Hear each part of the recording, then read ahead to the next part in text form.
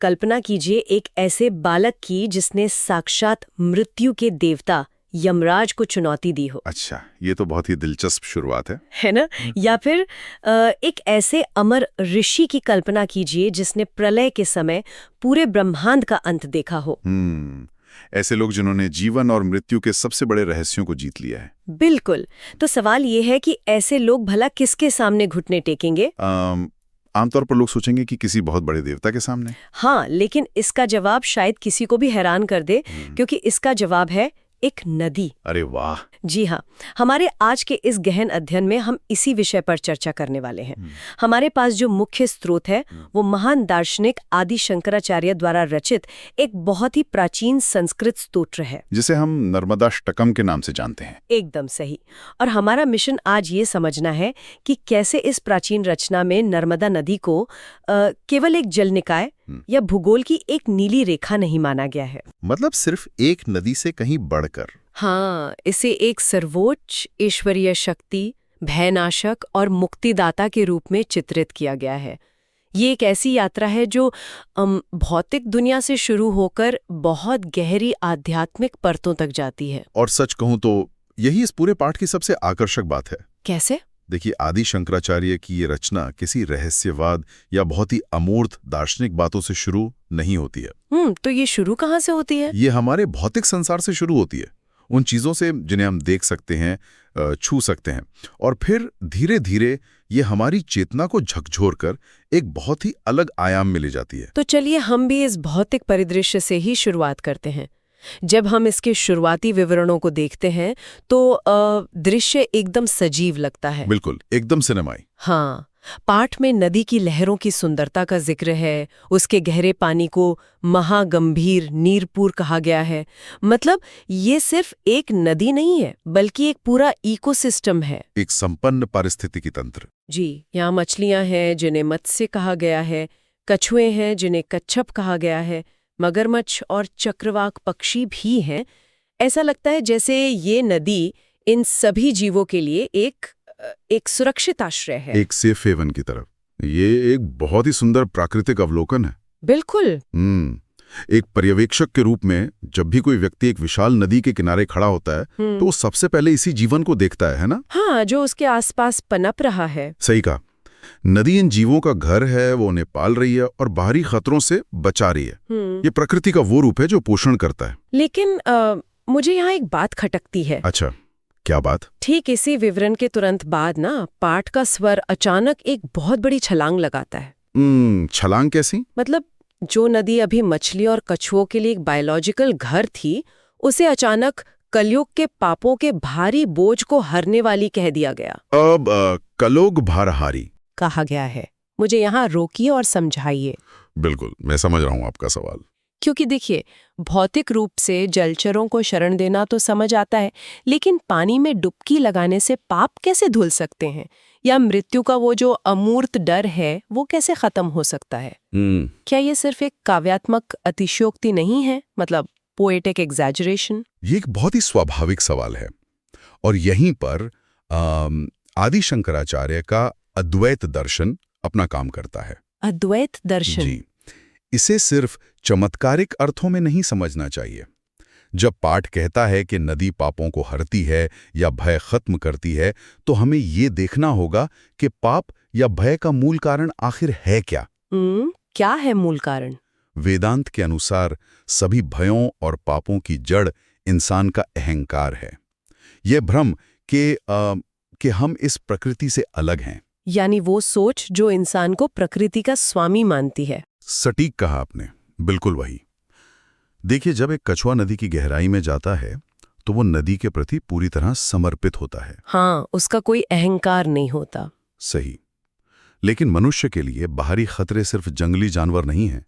मनुष्य के खतरे मानसिक हैं, जैसे अस्तित्व का संकट, मृत्यु का डर या फिर कर्मों का बोझ। समझ रही हूँ। तो जब इस स्तोत्र में नदी के चरण कमलों यानी पाद पंकजम में नमन करने की बात आती है, त्वदीया पाद पंकजम नमामि देवी नर्मदे। हाँ, इसका मतलब है अपने उस मानव केंद्रित अहंकार का पूरी तरह से विसर्जन कर देना। अरे वाह! जब कोई व्यक्ति प्रकृति की उस अनंत और विराट शक्ति के सामने पूरी तरह नतमस्तक हो जाता है तो उसे ये एहसास होता है कि मैं तो इस विराट अस्तित्व का एक छोटा सा हिस्सा हूं। और ये एहसास अपने आप मृत्यु के भय को मिटा देता है। बिल्कुल, क्योंकि जो नदी का हिस्सा ही बन गया उसका अपना कोई अलग अस्तित्व बचा ही नहीं जिसे मरने का डर हो। ये बहुत ही गहरा विचार है। मतलब मृत्यु का डर दरअसल इस मैं के खत्म होने का डर है। एकदम सही। और अगर आप पहले ही प्रकृति के सामने अपना मैं विसर्जित कर चुके हैं तो फिर डर कैसा? ये तो एक तरह का आध्यात्मिक इकोसिस्टम हो गया। हाँ, आप इसे आध्यात्मिक इकोसिस्टम कह सकती हैं। अब मुझे समझ आ रहा है कि क्यों पाठ जन्म, मृत्यु के चक्र यानी पुनर्जन्म और सांसारिक दुखों के सागर से मुक्ति की बात करता है, जिसे पुनर्भवाब्धि जन्मजंग कहा गया है। जी बिल्कुल। लेकिन एक और चीज है जो इस पाठ में मुझे सबसे ज्यादा हैरान करती है। वो क्या? वो है उन लोगों की सूची जो इस नदी की वंदना कर रहे हैं। ओहो हाँ, वो सूची तो इस पूरे पाठ के सबसे महत्वपूर्ण हिस्सों में से एक है। मेरा मतलब है वहाँ किन्नर हैं, अप्सराएं हैं, लेकिन बात सिर्फ पौराणिक जीवों की नहीं है। ऋषियों की तो एक पूरी आकाश गंगा वहाँ मौजूद है। बिल्कुल, बड़े बड़े नाम है उसमें। हाँ, मार्कंडेय, शौनक, वशिष्ठ, पिप्लाद, कर्दम, सनत कुमार, नचिकेता, कश्यप और नारद, इन सभी ने नर्मदा की शरण ली है। और सिर्फ इंसान या ऋषि ही क्यों, सूर्य, चंद्रमा और रंतिदेव भी इससे आनंद प्राप्त कर रहे हैं। सही बात है। अब मुझे ये समझाइए कि क्या ये सिर्फ महान नामों की एक रैंडम सूची है या इसके पीछे कोई बहुत गहरा तर्क है? खासकर मार्कंडेय और नचिकेता जैसे नामों का क्या अर्थ है? देखिए, इस सूची में हर एक नाम बहुत सोच समझकर शामिल किया गया है। अच्छा। हाँ, अगर हम मार्कंडेय ऋषि की बात करें तो पौराणिक कथाओं के अनुसार उनकी आयु बहुत कम तय की गई थी, लेकिन जब मृत्यु के देवता यमराज उन्हें लेने आए तो वे शिवलिंग से लिपट गए और उन्होंने मृत्यु को जीत लिया। बिल्कुल। और दूसरी ओर नचिकेता हैं, जो एक छोटे बालक थे, लेकिन उन्होंने सीधे मृत्यु के देवता यम से परलोक और आत्मा का ज्ञान प्राप्त किया था। और वशिष्ठ और नारद जैसे मुनि तो ब्रह्मांड के सबसे बड़े ज्ञानी माने जाते। तो मेरा सवाल ये है कि जो लोग पहले ही मृत्यु को हरा चुके हैं या जो ब्रह्मांड के सर्वोच्च ज्ञानी हैं, उन्हें भी मुक्ति के लिए इस नदी की आवश्यकता है। और यही इसका सबसे बड़ा रहस्य है। मतलब ये दर्शाता है कि ज्ञान या तपस्या का चाहे कोई भी चरम स्तर क्या ना हो, प्रकृति की उस परम शक्ति के सामने वे सब बहुत छोटे हैं। अरे वाह! मार्कंडेय ने मृत्यु को जीता होगा, लेकिन नदी वो शक्ति है जो स्वयं जीवन और मृत्यु का संचालन करती है। समझ गई। ये इस बात का प्रतीक है कि चेतना का हर स्तर, चाहे वो एक जिज्ञासु बालक हो या मृत्यु को जीतने वाला अमर ऋषि, अंततः इसी ब्रह्मांडीय प्रवाह की ओर आकर्षित होता है। लेकिन रुकिए, इसी श्लोक में एक शब्द आता है असुर। जी। किन्नर और अप्सराओं के साथ किन्नरा परसुरादि पूजितम कहा गया है। अब हम अक्सर देवता और असुरों को विपरीत ध्रुवों के रूप में देखते हैं, मतलब अच्छा और बुरा। बिल्कुल, समाज का तो यही नजरिया है। तो फिर इस मुक्तिदायी नदी के पास असुर क्या कर रहे हैं? ये बहुत ही शानदार सवाल है, और यहीं पर ये नदी हमारी मानवीय नैतिकताओं से ऊपर उठ जाती है। कैसे? देखिए, प्रकृति किसी के चरित्र का प्रमाण पत्र नहीं मांगती। इंसान अच्छा है या बुरा, इस बात का निर्णय तो समाज करता है ना। हाँ, वो तो है। लेकिन नदी का पानी देवता और असुर दोनों की प्यास समान रूप से बुझाता है। ये नदी की पूर्ण सार्वभौमिकता है, उसकी यूनिवर्सैलिटी। बिल्कुल। सूरज की रोशनी या गुरुत्वाकर्षण की तरह ही नर्मदा का प्रवाह बिना किसी पक्षपात के सबके लिए है। ये एक बहुत ही सशक्त अवधारणा है, और मुझे लगता है कि ये जो सार्वभौमिकता का विचार है, ये आगे चलकर और भी स्पष्ट हो जाता है। जी। जब हम पाठ के अगले हिस्से की ओर बढ़ते हैं तो नर्मदा के बारे में एक बहुत ही खास बात कही गई है। ये भुक्ति यानी सांसारिक सुख या भोग और मुक्ति यानी आध्यात्मिक मोक्ष दोनों एक साथ प्रदान करती है।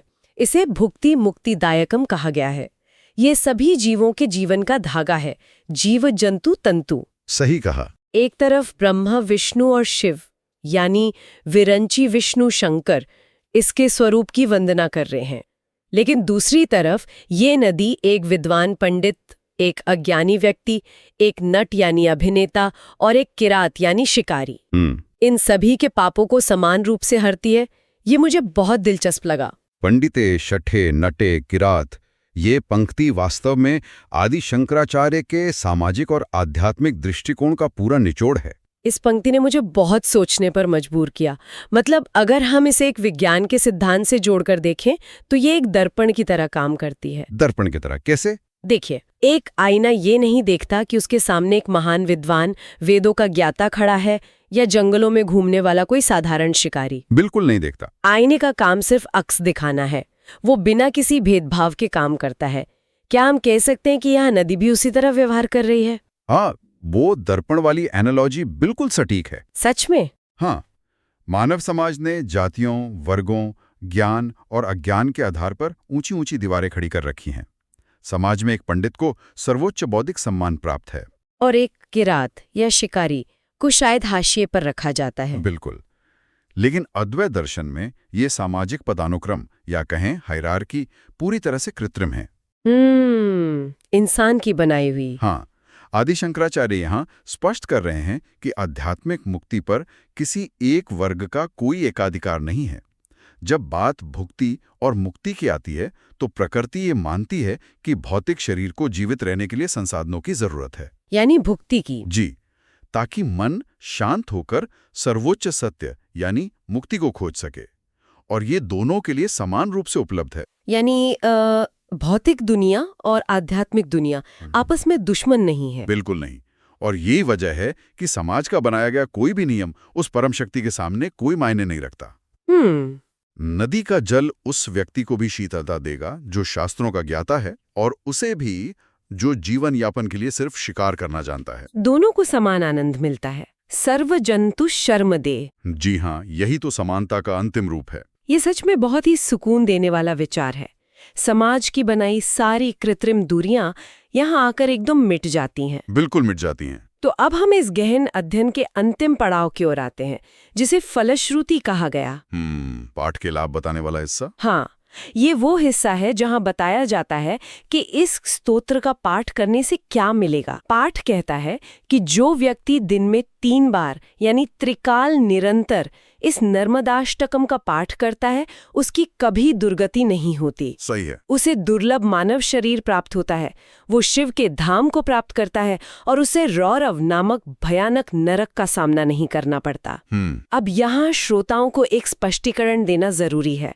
हम यहाँ किसी धार्मिक अंधविश्वास को बढ़ावा नहीं दे रहे हैं। बिल्कुल नहीं। और नहीं ये कह रहे हैं कि किसी कविता को पढ़ने से कोई सचमुच किसी आक्षरिक या फिजिकल नर्क में जाने से बच जाएगा। हाँ, इसका मतलब वो नहीं है। हमारा उद्देश्य उस दार्शनिक विश्व दृष्टि को समझना है जो ये पाठ स्थापित करने की कोशिश कर रहा है। तो इस रौरव नर्क से बचने का असली अर्थ क्या है? ये स्पष्टीकरण बहुत महत्वपूर्ण था। देखिए, प्राचीन भारतीय ग्रंथों में रौरव नरक का उल्लेख अक्सर मिलता है। हाँ, बहुत जगह सुना है। लेकिन दार्शनिक स्तर पर इसे केवल मृत्यु के बाद की सजा के रूप में नहीं देखा जाता। रौरव एक प्रतीक है। किस चीज का प्रतीक? उस अत्यधिक मानसिक पीड़ा, अज्ञानता, भौतिक लालच और उस गहरे डर का प्रतीक जिसकी हमने शुरुआत में चर्चा की थी। अहंकार और मृत्यु का डर। बिल्कुल, ये जीवन का नर्क है। जब शंकराचार्य कहते हैं कि इस स्तोत्र का पाठ करने वाला रौरव में नहीं जाएगा, तो वे असल में कह रहे हैं कि जो व्यक्ति प्रकृति के प्रति इस तरह का समर्पण का भाव विकसित कर लेता है, वह इसी जीवन में अज्ञानता और मानसिक संताप के नरक से मुक्त हो जाता है। ये बहुत ही तार्किक व्याख्या है। और ये जो दिन में 3 बार पाठ करने का निर्देश है, क्या ये सिर्फ एक कर्मकांडीय संख्या है? नहीं, ये अनुशासन और निरंतरता की बात है। त्रिकाल का अर्थ है सुबह, दोपहर और शाम। अच्छा। यह दिन के प्राकृतिक चक्रों के साथ अपनी चेतना को संरेखित करने का एक तरीका है। प्रकृति के साथ अलाइन करना। जी, जब कोई व्यक्ति हर दिन के इन 3 प्रमुख प्रहरों में प्रकृति की विशालता को याद करता है, तो वह बार बार अपने अहंकार को यह याद दिला रहा होता है कि मैं इस ब्रह्मांड के सामने कितना छोटा हूं। अरे वाह! वह निरंतर अभ्यास ही उस दुर्लभ मानव शरीर को सही अर्थों में सार्थक बनाता है। यह प्रकृति की लय के साथ जुड़ने का बहुत ही व्यावहारिक तरीका है। बिल्कुल। और ये पूरी चर्चा हमें ये दिखाती है कि कैसे एक पाठ जो सदियों पहले लिखा गया था, आज भी मानव मनोविज्ञान और ब्रह्मांड में हमारी जगह को समझने के लिए कितना प्रासंगिक है। एकदम प्रासंगिक है। लेकिन जाने से पहले मेरे दिमाग में एक विचार आ रहा है। इस स्तोत्र में एक बहुत ही आकर्षक पंक्ति आई थी जहां उल्लेख किया गया था कि महेश और केशव ने नर्मदा के तट पर बैठकर इसके जल की अमृत जैसी ध्वनि को सुना है। हाँ, बहुत ही खूबसूरत पंक्ति है वो। हम अक्सर इसे सिर्फ एक काव्यात्मक वर्णन मान लेते हैं, लेकिन आज का आधुनिक विज्ञान, विशेष रूप से अकॉस्टिक न्यूरोलॉजी और ध्वनि तरंगों का अध्ययन, कुछ बहुत ही चौंकाने वाले तथ्य सामने ला रहा है। अच्छा, किस तरह के तथ्य? वैज्ञानिक अब ये समझ रहे हैं कि बहते पानी की विशिष्ट ध्वनियां और आवृत्तियां, मेरा मतलब है साउंड फ्रीक्वेंसीज, वे मानव मस्तिष्क की तरंगों को शारीरिक रूप से बदल सकती हैं और हमें बहुत ही गहरे ध्यान की अवस्था में ले जा सकती हैं। सच में? ये तो बहुत ही अद्भुत बात है ना? तो क्या ये संभव है कि जो ईश्वरीय हस्तक्षेप या मुक्ति की बात आदि शंकराचार्य ने 1200 साल पहले लिखी थी, वो वास्तव में उस प्राचीन न्यूरो अकॉस्टिक विज्ञान का हिस्सा थी, जिसे हमारे ऋषियों ने बहुत पहले ही समझ लिया था? क्या नदी का वो अमृत जैसा स्वर सिर्फ एक मेटाफर या रूपक था, या फिर मानव चेतना को भौतिक रूप से बदलने का एक प्राचीन प्रामाणिक तरीका? ये तो एक बिल्कुल ही नया नजरिया है सोचने का। जी, और ये एक ऐसा विचार है जिसे हम श्रोताओं के लिए यहीं छोड़ रहे हैं। शायद अगली बार जब आप किसी नदी के किनारे खड़े हों और उसके बहने की आवाज सुने, तो आप केवल पानी की आवाज नहीं सुन रहे होंगे, बिल्कुल, बल्कि उस प्राचीन जागृत शक्ति से संवाद कर रहे होंगे, जो आपको मुक्ति का मार्ग दिखा सकती है। इस विस्तृत चर्चा में हमारे साथ जुड़ने के लिए धन्यवाद। सोचने का सिलसिला जारी रखिए।